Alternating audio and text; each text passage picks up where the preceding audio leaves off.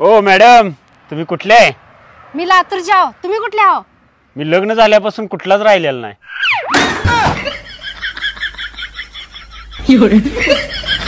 माझ्यासमोर जास्त नाटक करायचं नाही काय. आता मी तर राहीना म्हणजे राहीना. संपला विषय. चालली मी माहेरला. आज पगार झालाय माझा. मी या वेळेला 2 साड्या घेणार.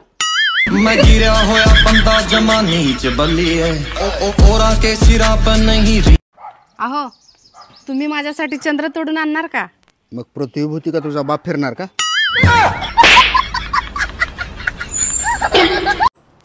ऐके सुनबाई, बोला की सासूबाई. तुला माहित आहे काय सासूची काय इच्छा असते ते? काय असते? सुंदर असावी, घरातली सगळी कामं करणारी असावी, पाहुण्यांचा पाहुणचार व्यवस्थित करणारी असावी आणि सगळ्यात महत्वाचं म्हणजे तुला माहित आहे काय, सासूची सेवा करणारी असावी. सासूबाई, तुम्हाला माहित आहे का सुनेची काय इच्छा असते? काय? सासूच नसावी.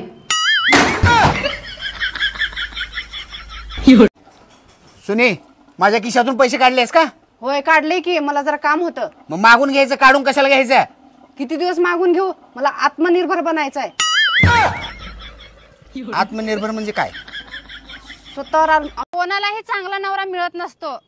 मिळालेल्या नवऱ्यालाच किर किर किर किर करून चांगलं बनवावं लागतं.